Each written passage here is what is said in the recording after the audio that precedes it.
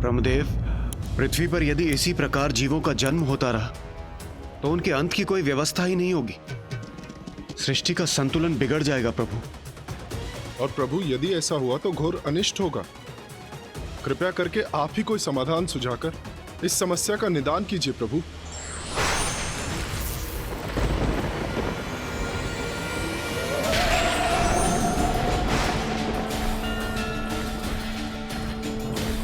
प्रणाम देवी भैरवी।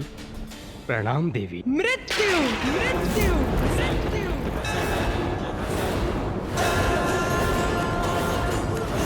मृत्यु है आपकी समस्या का समाधान।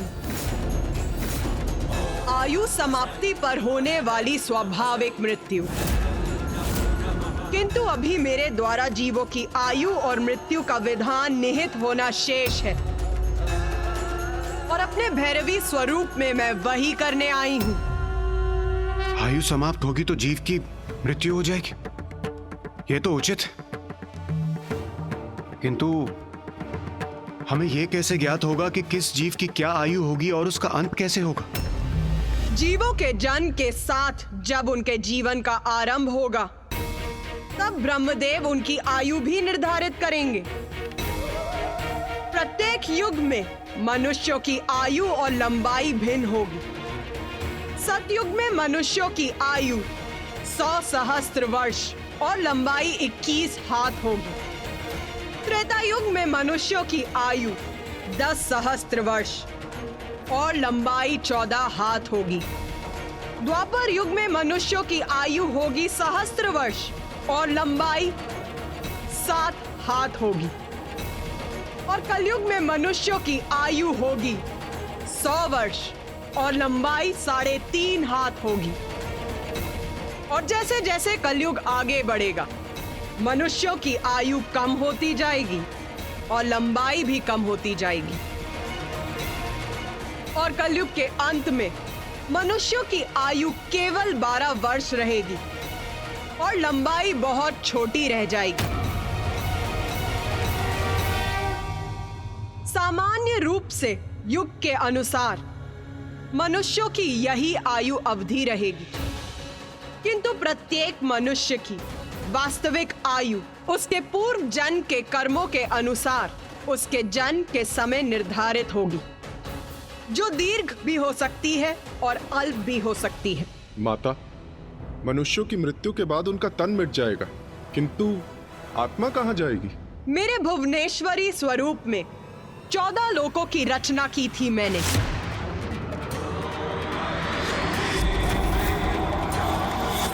जिनमें आप सभी का निवास स्वर्गलोक भी है। अब मैं अपने भैरवी स्वरूप में उस विशेष लोक की रचना करूंगी, जहां जीवन के उपरांत नश्वर शरीर के नष्ट हो जाने पर आत्माओं का वास होगा।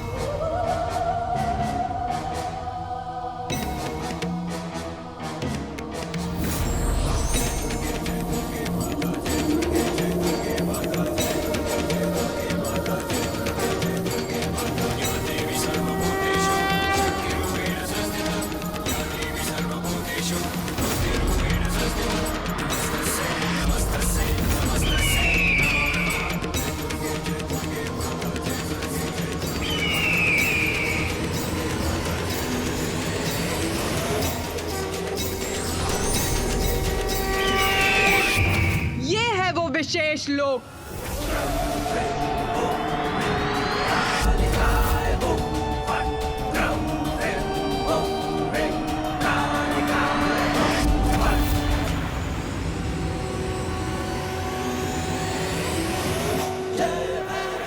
परायण और सदाचारी जीवों की आत्माओं को यहाँ स्वर्ग लोक के सुखों का अनुभव होगा, और जो दुराचारी और धर्म भ्रष्ट जीवों की आत्माएं होंगी, ये लोक उनके लिए नर्क के समान होगा।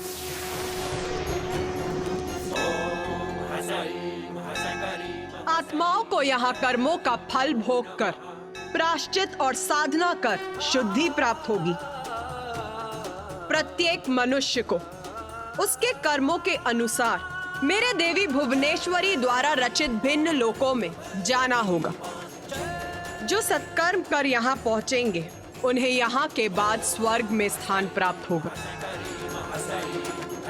और दुष्कर्मियों की आत्माओं को निम्न लोकों में जाना होगा। किंतु जिन जीवों के लिए भक्ति ही सर्वोपरि रही, मेरी या किसी अन्य ईश्वर की, उन्हें मोक्ष की प्राप्ति होगी, और वो विष्णु लोक,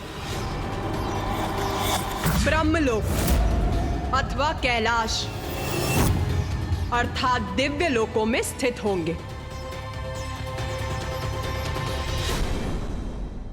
अद्भुत माता, जीवन और मृत्यु के चक्र को स्थापित करने हेतु प्रकृति के संतुलन को सुचारू रूप से बनाए रखने के लिए आपने अपने माता भैरवी स्वरूप में एक ऐसे लोक का निर्माण किया जहां मृत्यु के उपरांत आत्माओं का निवास हो।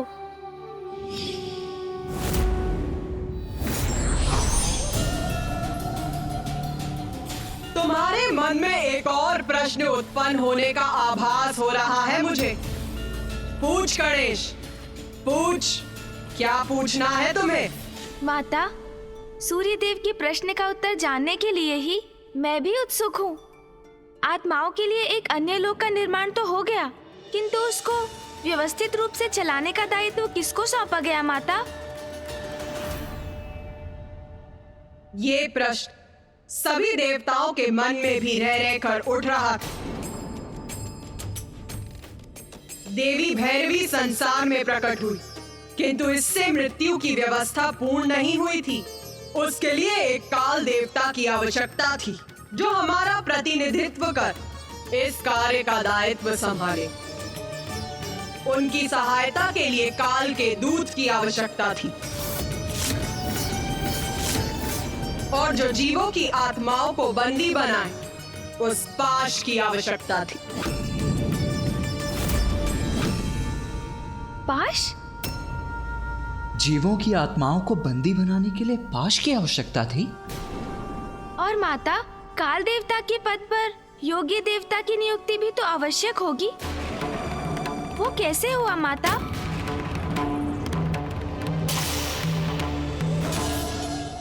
प्रश्न पूछ रहे हो तो उसका उत्तर पाने का धैर्य भी रखो। हमें क्षमा कीजिए माता। सर्वप्रथम ये प्रश्न सूर्यदेव के मन में भी उत्पन्न हुआ था, किंतु उन्हें कहा गया था कि इस प्रश्न का उत्तर उनसे ही जुड़ा हुआ था। उत्तर सूर्यदेव से जुड़ा था, अर्थात माता?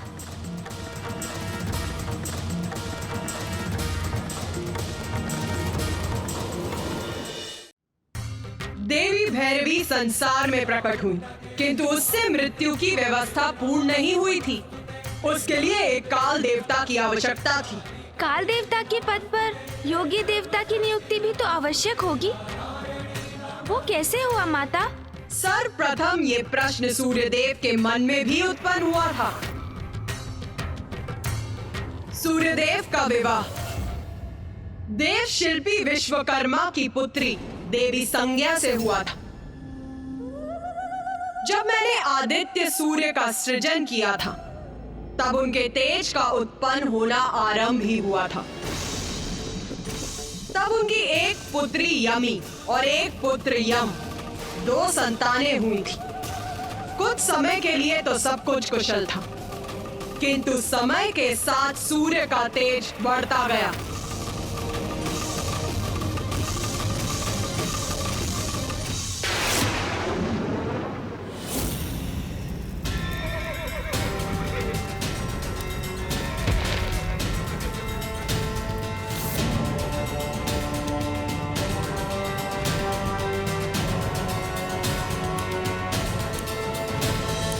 देवी संज्ञा,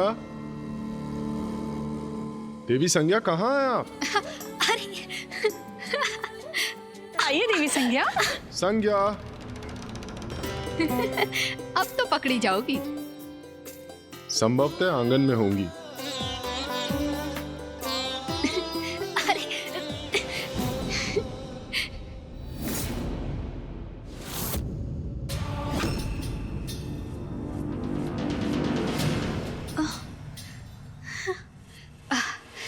इतना प्रचंड तेज, इतना तीव्र प्रकाश। ओह,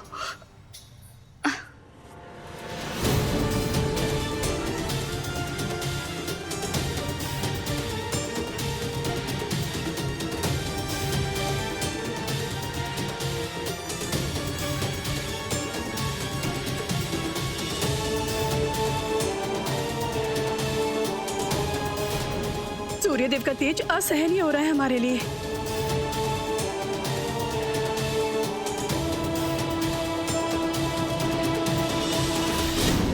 स्वामी,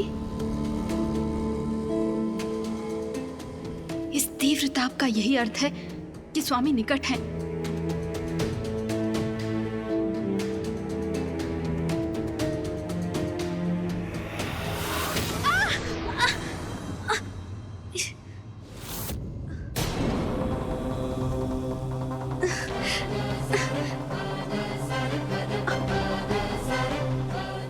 स्वामी, मैं वो।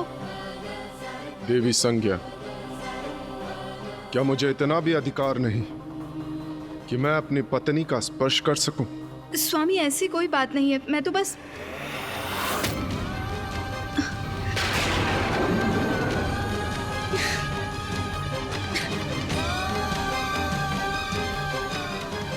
देवी संज्ञा,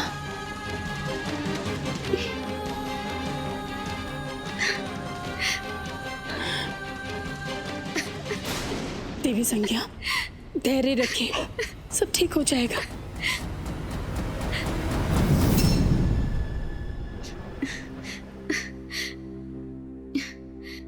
स्वामी, मुझे समझने का प्रयास कीजिए। आपके प्रचंड तेज को सहने में मुझे बहुत कठिनाई होती है। तो आप मुझसे क्या अपेक्षा करती हैं देवी संज्ञा? मैं सूर्यदेव हूं। अपने तेज और अपनी ऊर्जा से संसार को जीवन प्रदान करता हूं, किंतु मेरी पत्नी मेरे उसी तेज और मेरे उसी ऊर्जा के कारण मेरे निकट आने में असमर्थ है। और यदि ऐसा ही है तो क्या मैं यहां से कहीं चला जाऊं, अथवा आप सदा के लिए अपने पिता के निवास लौटना चाहती हैं? किंतु स्मरण रहे, आप सूर्यलोक की स्वामिनी है। आपके दायित्व है। आपका पुत्र है जो शीघ्र अपने तप के लिए प्रस्थान करने वाला है। और यदि आप भी यहां से चली गई तो मैं एकाकी कैसे रहूंगा? नहीं, आप कहीं नहीं जा सकती। समाधान भी आप ही को ढूंढना होगा, क्योंकि समस्या आपकी है, मेरी नहीं। आपका पति हूं मैं, और आपका सानिध्य प्राप्त करना मेरा अधिकार है।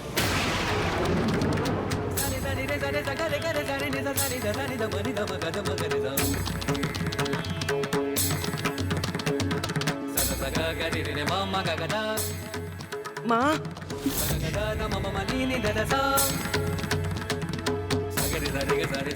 माँ,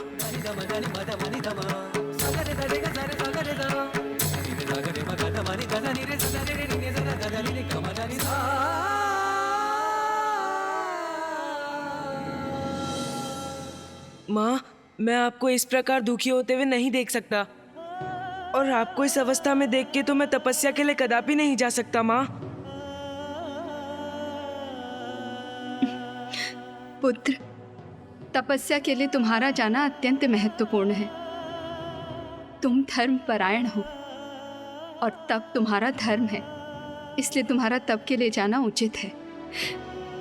तुम मेरी चिंता त्याग दो और तुम तपस्या के लिए अवश्य जाओ। मैं यहाँ कुशल रहूंगी। उचित है माँ। प्रणाम। माँ, मैं आपका आदेश नहीं टाल सकता, इसीलिए अवश्य जाऊंगा मैं, किंतु अपना तप संपन्न कर शीघ्र ही लौटूंगा।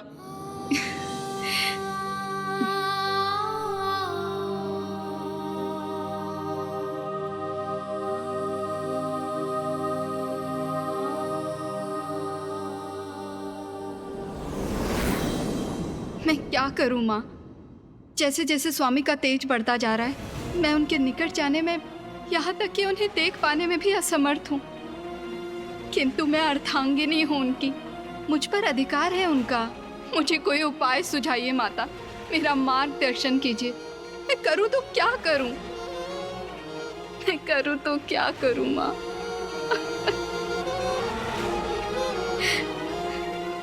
और आपको इस अवस्था में देख के तो मैं तपस्या के लिए कदापि नहीं जा सकता माँ। तुम धर्म परायण हो और तब तुम्हारा धर्म है। तपस्या, घोर तप करूंगी मैं, और मेरा तप मुझे मेरे स्वामी के तेज को सहने की शक्ति देगा। हाँ माँ, मैं तप करूंगी। किंतु स्मरण रहे, आपका पुत्र है जो शीघ्र अपने तप के लिए प्रस्थान करने वाला है, और यदि आप भी यहां से चली गई तो मैं एकाकी कैसे रहूंगा? किंतु मैं अपने तप के लिए यहाँ से कैसे जाऊं? स्वामी मुझे कभी कहीं जाने की अनुमति नहीं देंगे, और उनके निकट रहते हुए मैं अपना तप भी नहीं कर पाऊंगी। क्या करूं मैं करूं तो क्या करूं?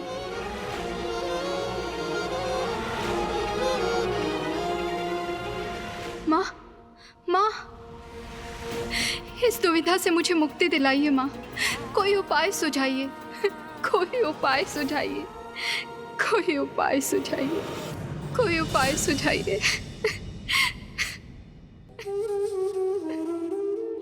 कोई उपाय सुझाइए माँ, कोई उपाय सुझाइए।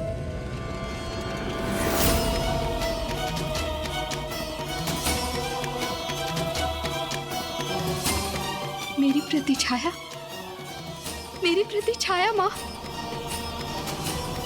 उस रात्रि देवी संज्ञा को यह आभास हुआ कि वो अपने तप के लिए तभी जा सकेंगी जब वो अपने किसी प्रतिरूप को छोड़कर जाएंगी, और उनका प्रतिरूप उनकी प्रतिछाया के सिवाय और कौन हो सकता था?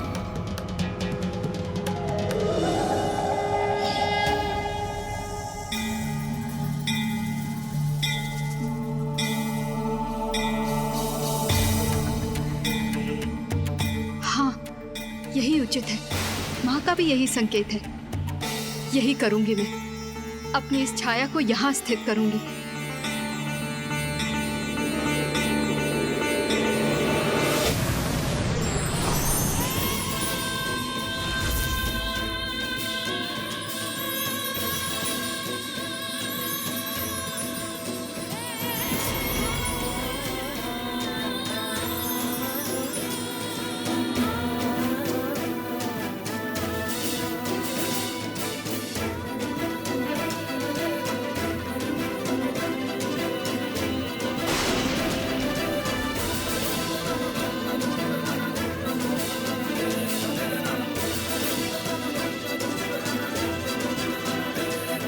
मैं देव शिल्पी विश्वकर्मा की पुत्री, सूर्यदेव की पत्नी देवी संज्ञा, तुम्हें सजीव होने का आदेश देती हूँ।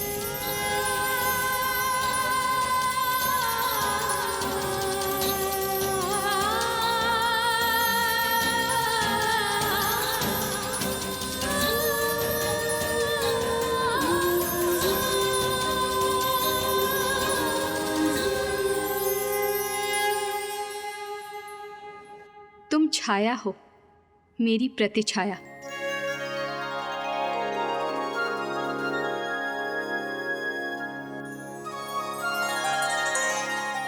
और देवी संज्ञा अपनी छाया को सूर्यलोक में छोड़कर पृथ्वी पर तप करने के लिए चली गई।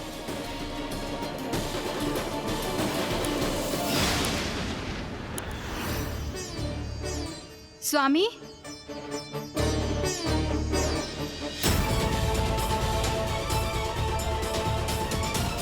मुझे पुकारने का क्या लाभ देवी संज्ञा? क्योंकि यदि मैं मुड़कर आपकी ओर देखूंगा तो आप अपने नेत्र नीचे कर लेंगी। जो कहना है वहीं से कहिए, मैं सुन रहा हूं।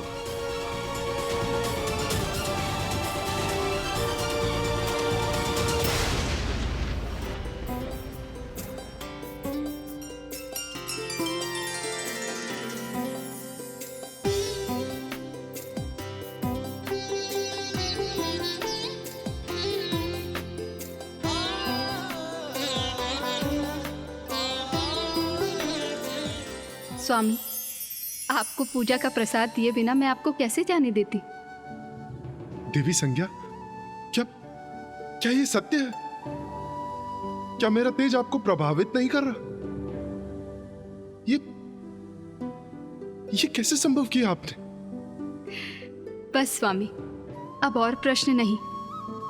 आप निश्चिंत होकर अपनी यात्रा पर जाइए, क्योंकि अब सब कुछ कुशल है। उचित है देवी।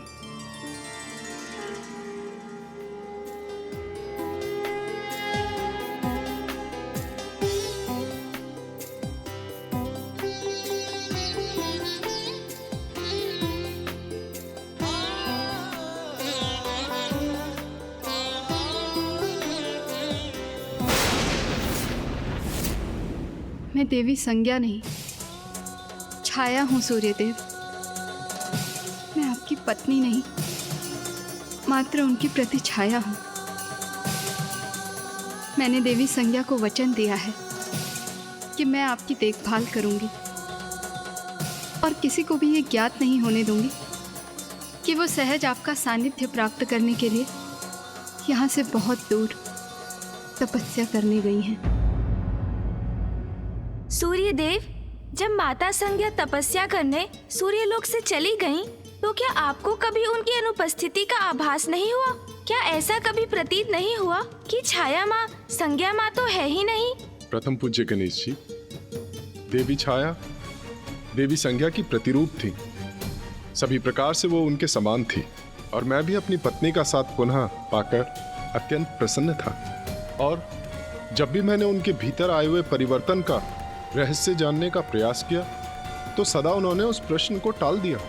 तब तनिक शंका अवश्य होती थी मुझे। तो क्या आप कभी सत्य ज्ञात कर सके सूर्यदेव? हाँ गणेश जी। ये सत्य कैसे जाना आपने सूर्यदेव, बताइए ना। गणेश, तुम पुनः वो प्रश्न पूछ रहे हो जिसका उत्तर देने का समय अभी नहीं आया है। क्षमा कीजिए माता, मैं तो बस उत्सुकतावश पूछ रहा था। धैर्य गणेश, धैर्य।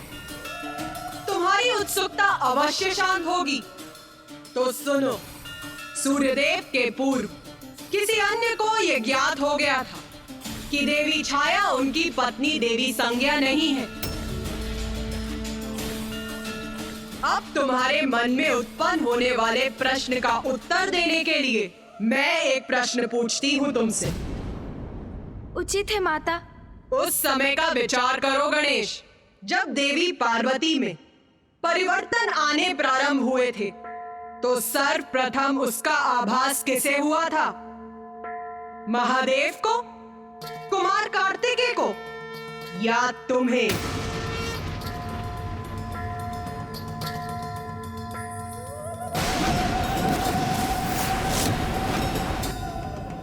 मुझे माता। ओह, मैं आपका संकेत समझ गया माता। तो सूर्यलोक में जो घटित हो रहा था उस परिवर्तन का सत्य सूर्यदेव से भी पूर्व माँ संज्ञा के पुत्र को ज्ञात हुआ।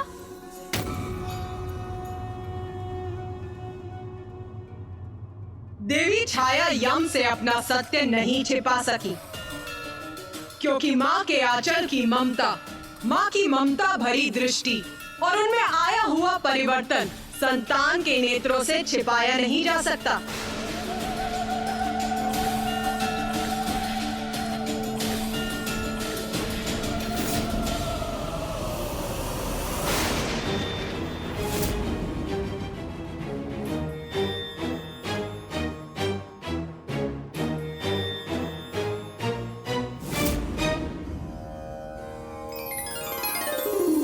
समय बीतता गया। सूर्यदेव और देवी छाया का सुखमय जीवन आगे बढ़ता रहा।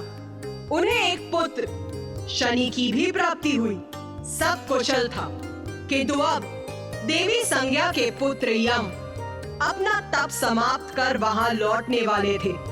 सूर्यदेव के वो पुत्र जिनके अस्तित्व से ही देवी छाया अनभिज्ञ थी।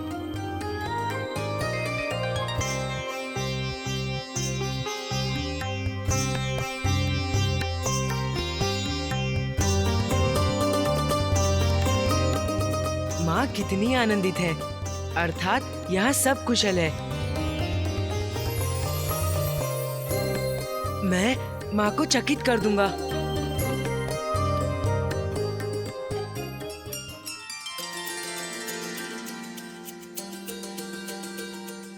स्वामी,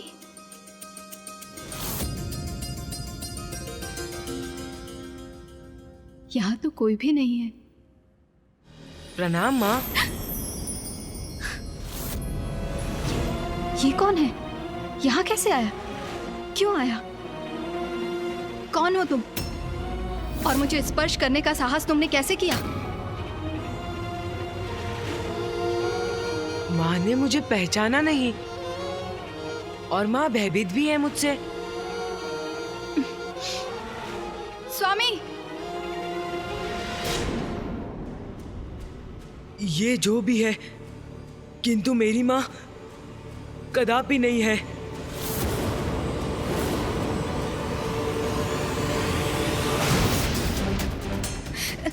स्वामी, स्वामी, स्वामी देखिए वहाँ पे क्या कोई हुआ? है। वहाँ वो कोई है। कौन? वो वहाँ पे।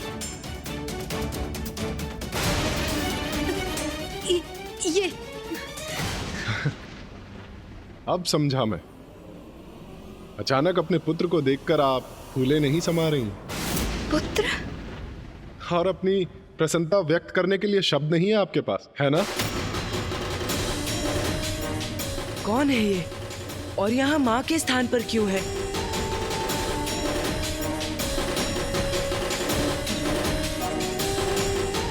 देवी संज्ञा, अब यहाँ स्तब्ध ही खड़ी रहेंगी? इतने समय बाद लौटा है आपका पुत्र। क्या उसके लिए उत्तम भोजन का प्रबंध नहीं करेंगी? जी स्वामी, उचित है।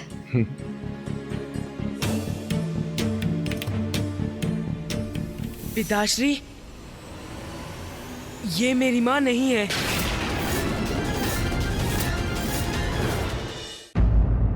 ये मेरी माँ नहीं है पिताश्री। ये कैसा अनुचित कथन है हमका? ये क्या दृष्टता कर रहे हो तुम? ये तुम्हारी माँ नहीं है? ये कहने का क्या अर्थ है तुम्हारा? स्वामी,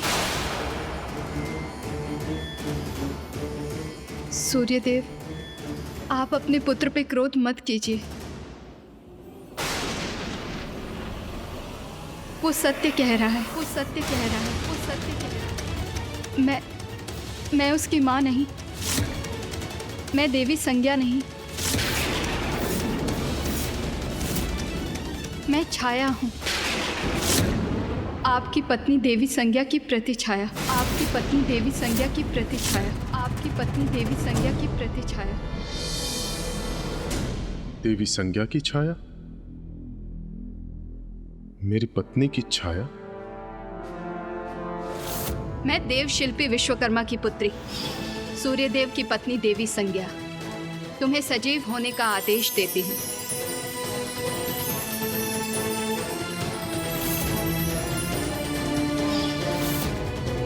तो अंततः इस प्रकार सूर्यदेव को सत्य ज्ञात हो ही गया। हाँ, देवी छाया ने अपना सत्य विस्तार से सूर्यदेव को बताया और उन्हें आभास हो गया कि अपने अत्यधिक तेज के कारण वो अपनी पत्नी देवी संज्ञा का सानिध्य प्राप्त नहीं कर सकते। इसीलिए इस समस्या का निदान पाने के लिए वो अपनी पत्नी देवी संज्ञा के पिता देव शिल्पी विश्वकर्मा के पास गए।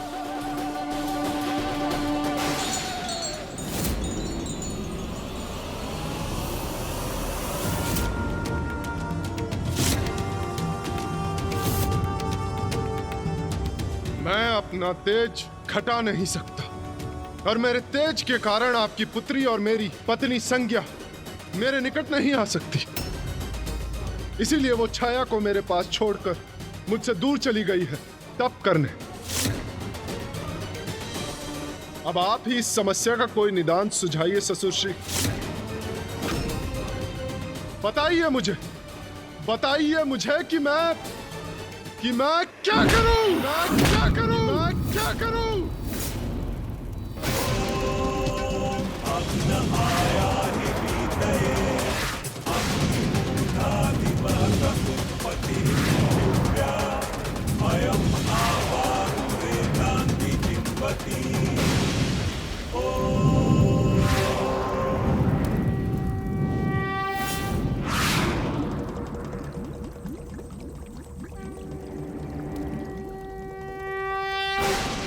कदाचित मुझे इस समस्या का समाधान प्राप्त हो गया।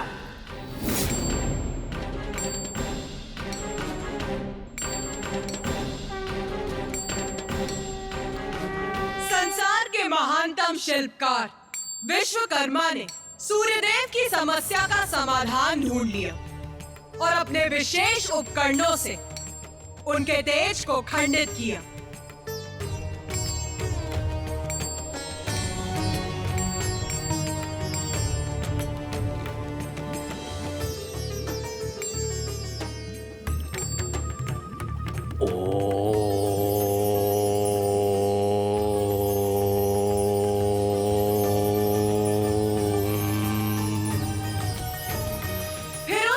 किरणों से सभी देवताओं के लिए अस्त्र शस्त्र का निर्माण किया।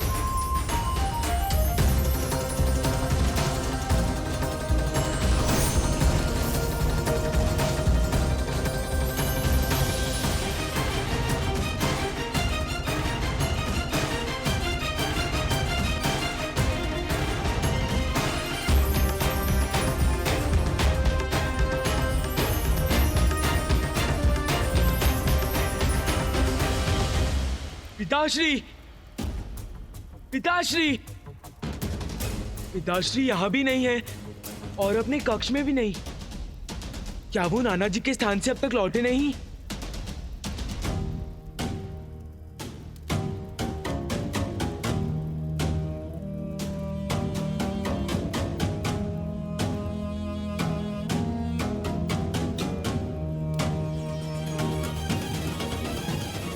धन्यवाद विश्वकर्मा जी।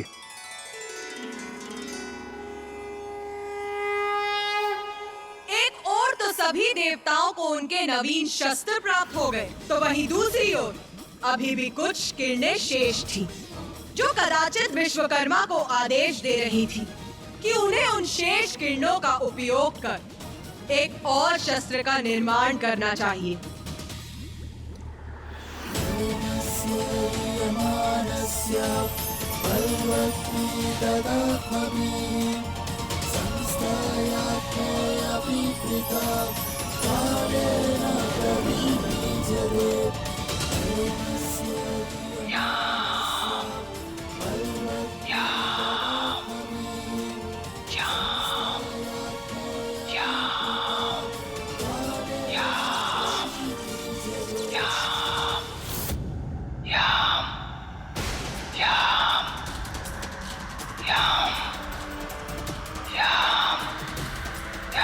मुझे ऐसा क्यों प्रतीत हो रहा है जैसे नाना जी के भवन से मुझे कोई पुकार रहा हो।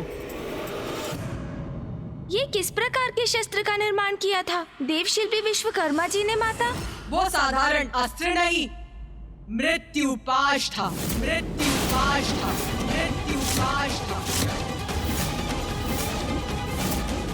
ऐसा पाश जो जिसका भी स्पर्श करे उसकी तत्काल मृत्यु हो जाए।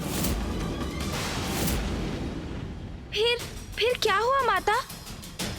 मुझे स्मरण है उस पाश पर तो यमराज का अधिकार है, तो उन्हें वो पाश कैसे प्राप्त हुआ माता? इस बार किसी देवता ने नहीं, स्वयं मृत्यु पाश ने अपने स्वामी को चुना।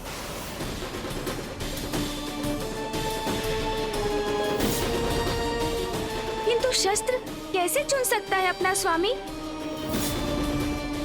माता, क्या हुआ कार्तिकेय? क्या तुम्हारी समझ अपने अनुज से भिन्न है? हाँ माता। उचित है, तो फिर तुम ही समझाओ।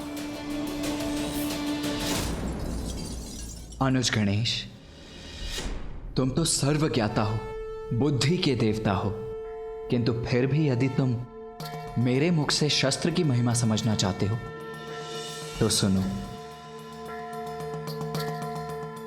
शस्त्र और योद्धा एक दूसरे के पूरक हैं। ये कोई संयोग नहीं है कि पिताश्री, मामा जी, फूफा जी, समस्त देव, मैं और तुम्हारा भी अपना एक विशेष शस्त्र है। प्रत्येक शस्त्र का स्वामी पूर्व से ही नियत होता है, और फिर जो कुछ भी घटित हो रहा था वो तो मां की लीला का ही परिणाम था। सर्वथा उचित कहा तुमने कार्तिकेय। माता, इंद्रदेव, सूर्यदेव, वायुदेव, वरुण देव, अग्निदेव, यहाँ तक कि पिताश्री, मामा जी, फूफा जी अर्थात त्रिदेव भी तो वहाँ एकत्रित थे ना? तो बताइए ना, उस पाश ने उन सभी योग्यता संपन्न देवों में से यमदेव को ही अपना स्वामी कैसे चुना माता? तुम्हारी ये जिज्ञासा भी अवश्य शांत करूंगी मैं गणेश।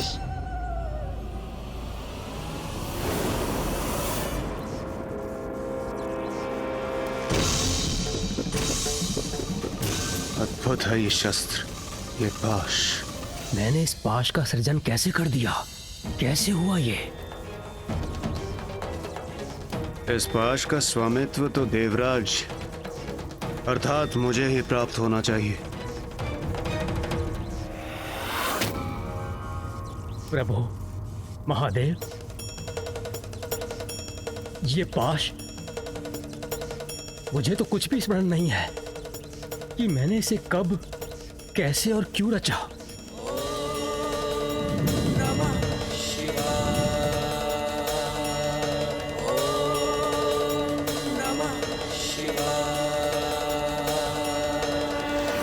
देव शिल्पी विश्वकर्मा, आपके जिन हाथों से समूची सृष्टि की रचना हुई है, वो जो भी रचेंगे उसका अवश्य कोई बड़ा महत्व होगा। किंतु प्रभु, आप त्रिदेवों के साथ इंद्रदेव और सभी देवों के शस्त्रों का मैं पूर्व ही निर्माण कर चुका हूं। फिर इस पाश रूपी शस्त्र का क्या रहस्य है? जो भी हो, ये मेरे भवन में स्थित रहे, ये उचित नहीं है। इसका अवश्य ही कोई ना कोई कारण होगा, इसे वो पूरा करना ही होगा। किंतु इसका अधिकार किसे मिलेगा, ये हम कैसे ज्ञात करेंगे?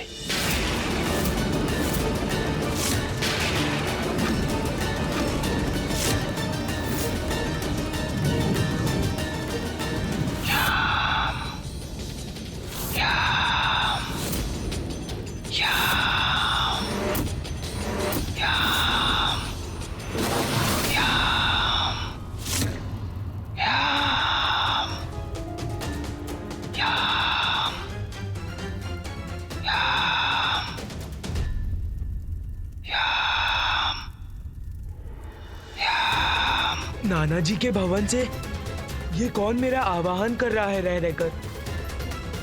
पिताजी वही है, कहीं उन्हें तो मेरी आवश्यकता नहीं? मुझे स्वयं जाकर वहां देखना चाहिए।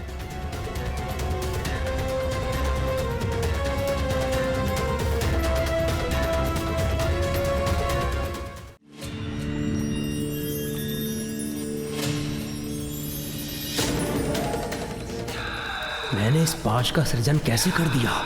कैसे हुआ ये?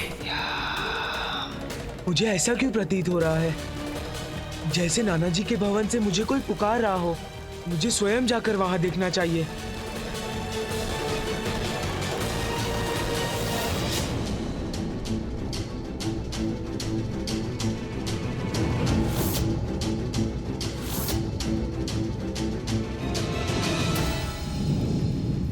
अनायास देव शिल्पी विश्वकर्मा जी ने इसका सृजन किया।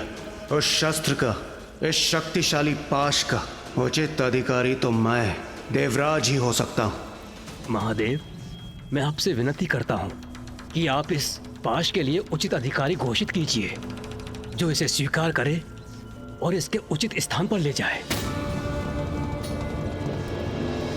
यदि महादेव ने इसे स्वीकार कर लिया तो मैं इस पाश से वंचित रह जाऊंगा, किंतु इसका प्रथम अधिकार तो कदाचित उन्हीं का है।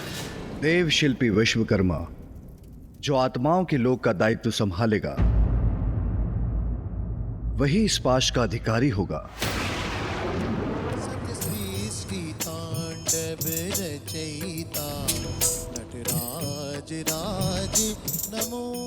आचरण की श्रेष्ठता, धर्म और न्याय के प्रति सर्वोच्च निष्ठा धारण करने वाला ही इस पद, दायित्व का और पाश का अधिकारी होगा।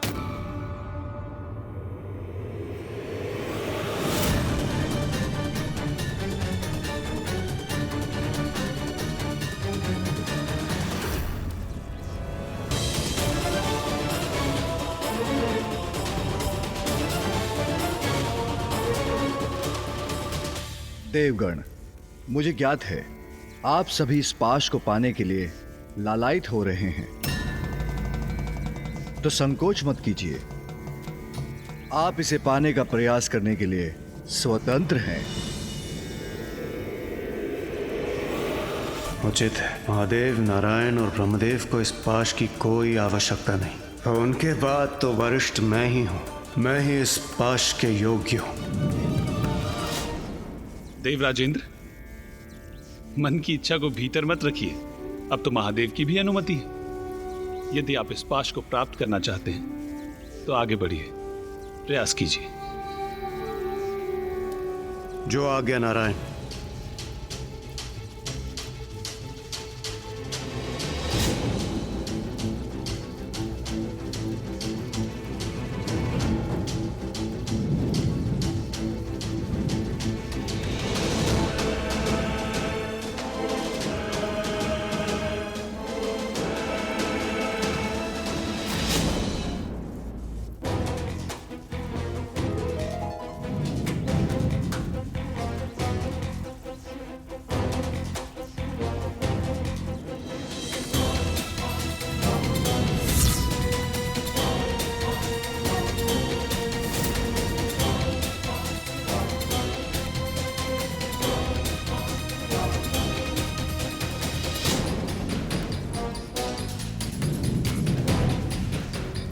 बस अब पल भर में यह पाश मेरा ही होगा।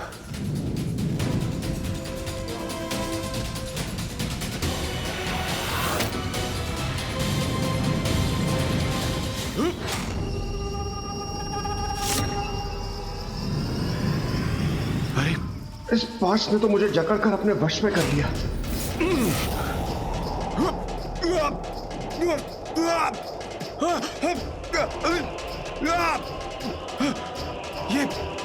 ये कहां गिरा जा रहा हूं मैं? ये कौन सा लोक है ये? देवराज,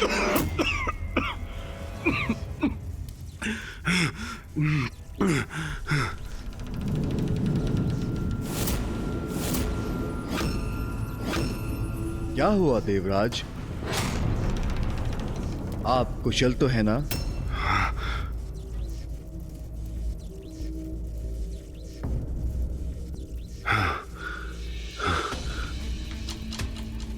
इस पाश से दूर रहना ही उचित होगा।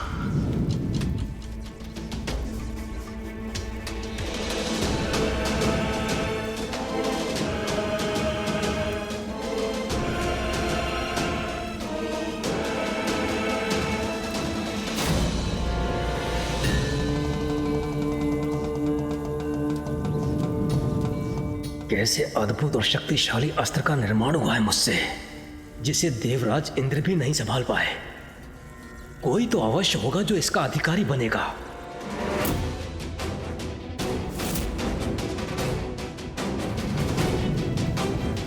त्रिदेव कोई स्पष्ट संकेत क्यों नहीं दे रहे हैं? अरे देवराज इंद्र, एक क्षण पूर्व अभी आप उस पाश को उठाने गए थे और अचानक से पीछे हट गए।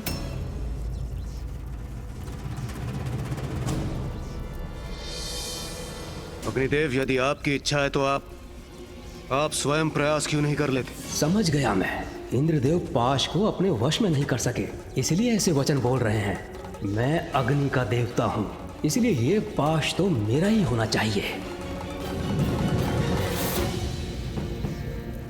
प्रभु, यदि आपकी आज्ञा हो तो इस पाश को उठाने का प्रयास करूं।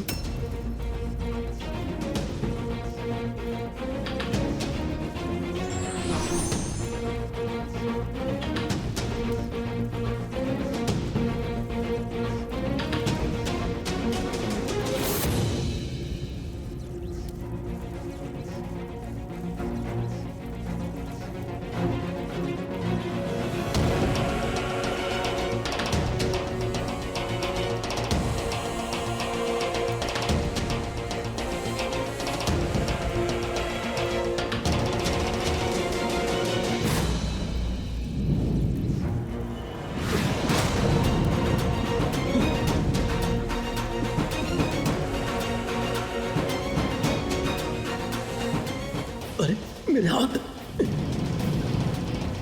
इन अंधकारी छिद्रों में कैसे फंस गए मेरे हाथ? सहायता कीजिए, कोई मेरी सहायता कीजिए।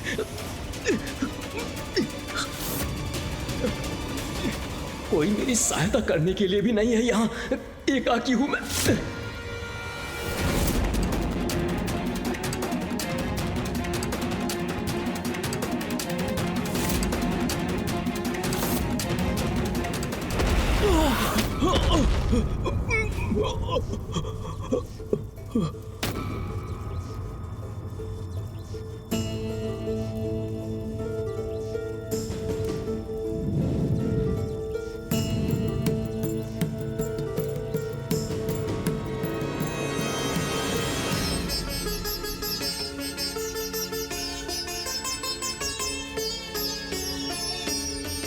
इंद्रदेव, अग्निदेव,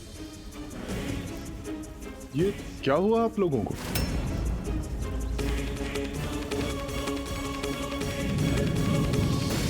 ये तो स्पष्ट है कि देवराज इंद्र और अग्निदेव दोनों इस पाश के उत्तराधिकारी नहीं हैं।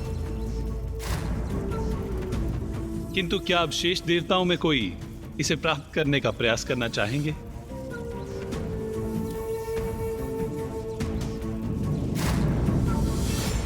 ये पाश मुझे आकर्षित तो कर रहा है, किंतु इंद्रदेव और अग्निदेव के प्रयत्न का परिणाम देखकर मैं सशंकित भी हूं। इंद्रदेव और अग्निदेव दोनों इसे उठाने में असफल क्यों हुए? किंतु यह आवश्यक नहीं कि जो पाश इंद्रदेव और अग्निदेव नहीं प्राप्त कर सके वो मैं भी ना उठा सकूं। इस पाश को पाकर अपनी प्रतिष्ठा बढ़ाने के इस स्वर्ण अवसर को गंवाना उचित नहीं।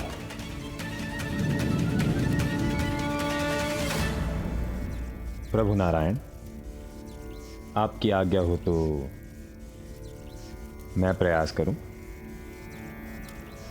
अवश्य।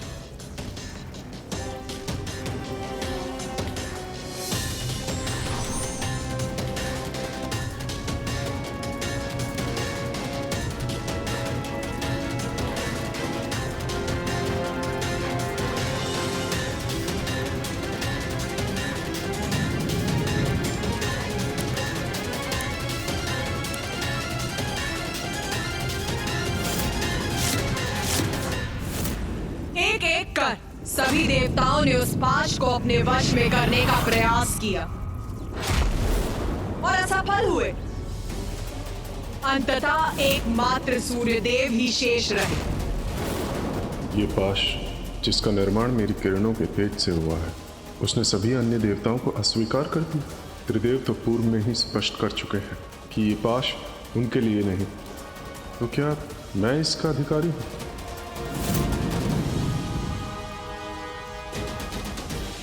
प्रभु, आपकी आज्ञा हो तो मैं प्रयास करूं।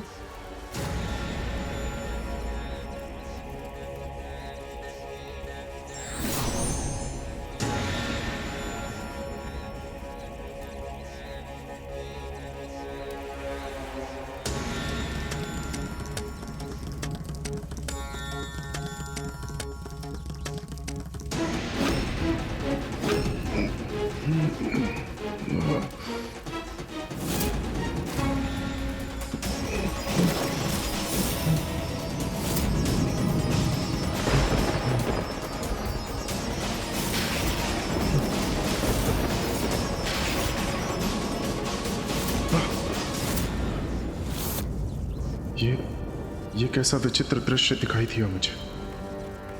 सूर्यदेव, कहिए, क्या देखा आपने? महादेव, वो मैंने देखा कि वो पिताश्री,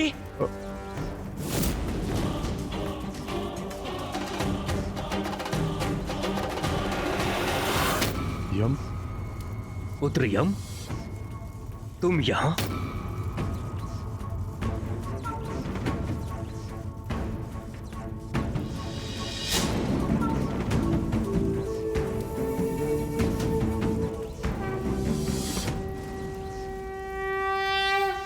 पिताश्री, मुझे ज्ञात था आप यहाँ हैं, तो जब मुझे प्रतीत हुआ कि कोई मुझे यहाँ से पुकार रहा है, तो मैं आपका विचार कर यहाँ चला आया। यम को प्रतीत हो कोई पुकार रहा है उसे यहाँ से, और मैंने जो दृश्य देखा, तो क्या यम? पुत्र यम, उचित समय पर उचित स्थान पर पहुंचे हो तुम। महादेव, मैं कुछ समझा नहीं। शीघ्र सब समझ जाओगे पुत्र, किंतु सर्वप्रथम जाओ उस पाश को उठाओ।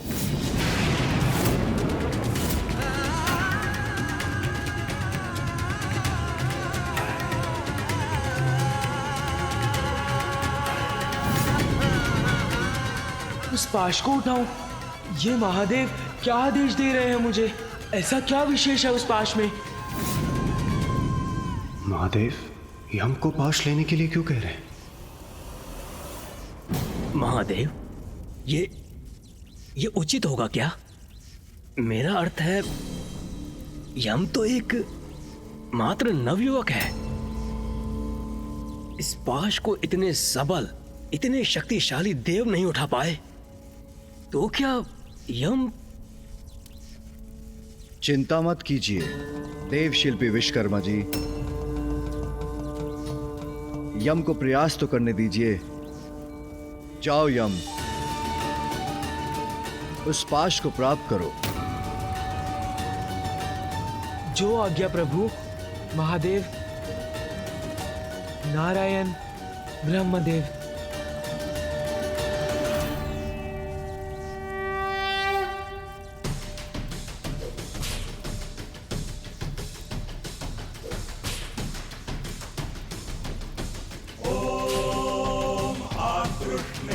रजसा वर्तमानो निवेशयन्नमृतञ्च हिरण्येन सविता रथेन देवो यति भुवनानि पश्यन्।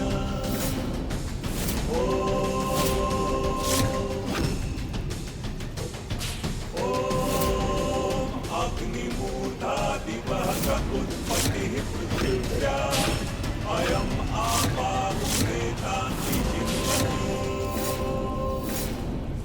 यम, सूर्यपुत्र यम, मैं आपको अपना स्वामी स्वीकार करता हूँ। यमराज,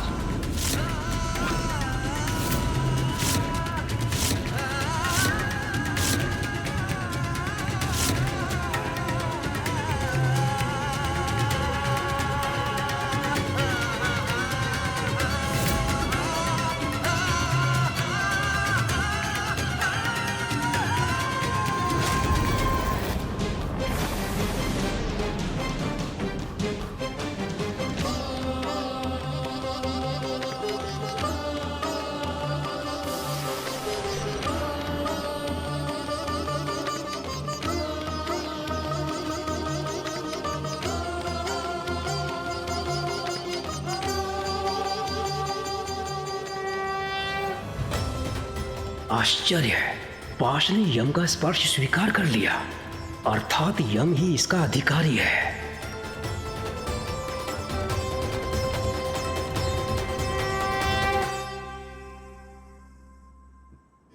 मेरे पुत्र यम ने इस पाश का स्वामित्व प्राप्त किया।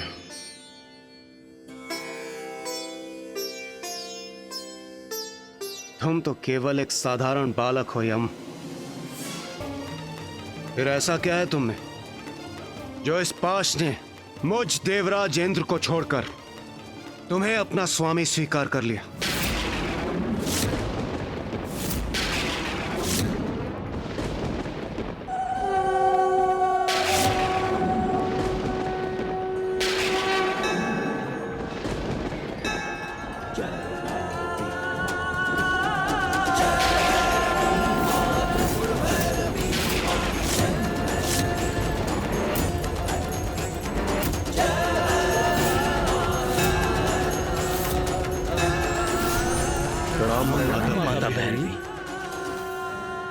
देवराज, आप ही अपनी समस्या लेकर मेरे पास आए थे और अब मेरे समाधान देने पर आप मेरी लीला पर संदेह कर रहे हैं, प्रश्न उठा रहे हैं मुझ पर।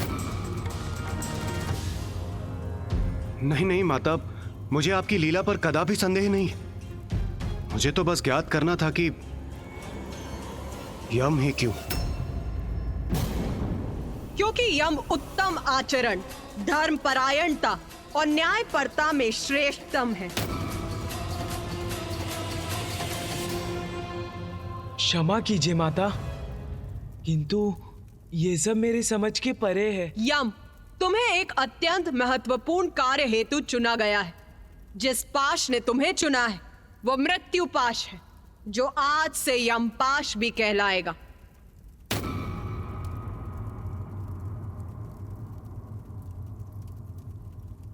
ये तो आपका सौभाग्य है देवगण कि आप सभी सुरक्षित हैं।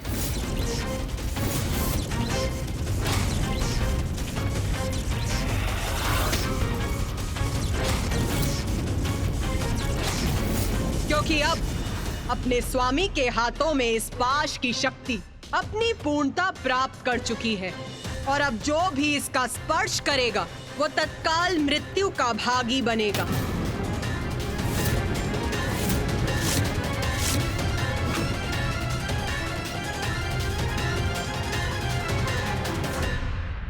यम, मैं तुम्हें मृत्यु का देवता और मृत्यु के उपरांत आत्माएं जिस लोक में निवास करेंगी उसका अधिपति बनाती हूँ। आज से वो लोक यमलोक के नाम से भी जाना जाएगा।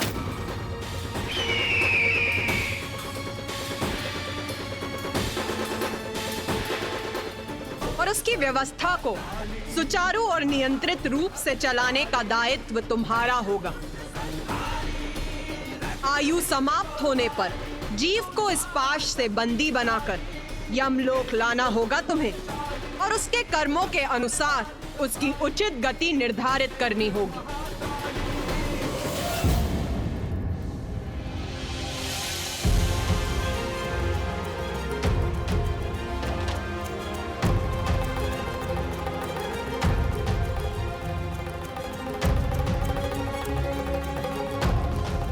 जो आज्ञा माता।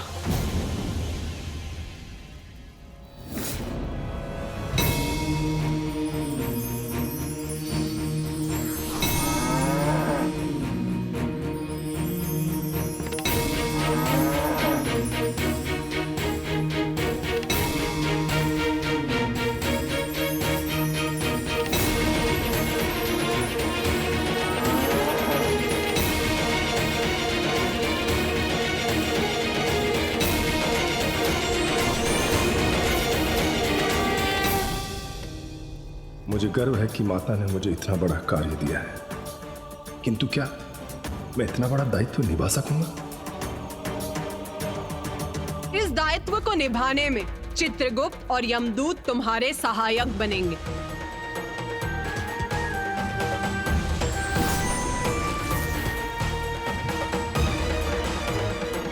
प्रणाम माते। प्रणाम त्रिदेव। प्रणाम महाराज यमदेव। चित्रगुप्त सभी लोकों पर जीवों के कर्मों का विस्तृत लेखा जोखा रखेंगे। विचार, शब्द और क्रिया से जीव जो भी कर्म करेंगे, चित्रगुप्त उन्हें सूचीबद्ध करेंगे।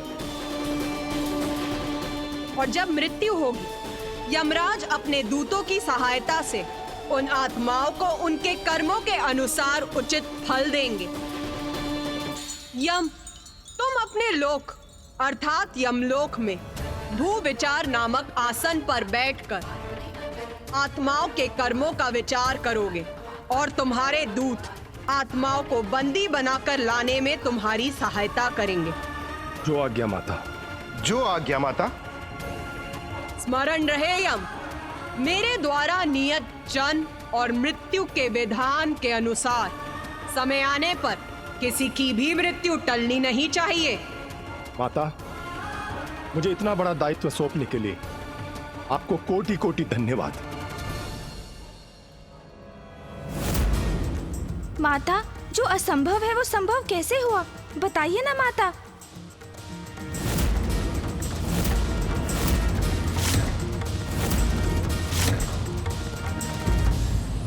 योग्य व्यक्ति को उसकी योग्यता के अनुसार उत्तरदायित्व दिए जाते हैं, इसलिए श्रेष्ठ नहीं, योग्य बनने का प्रयास करना चाहिए। विघ्नहर्ता श्री गणेश के अद्भुत शक्तियों से भरे वीडियोस देखने के लिए चैनल को सब्सक्राइब करना न भूलें और साथ ही बेल आइकॉन भी दबाएं।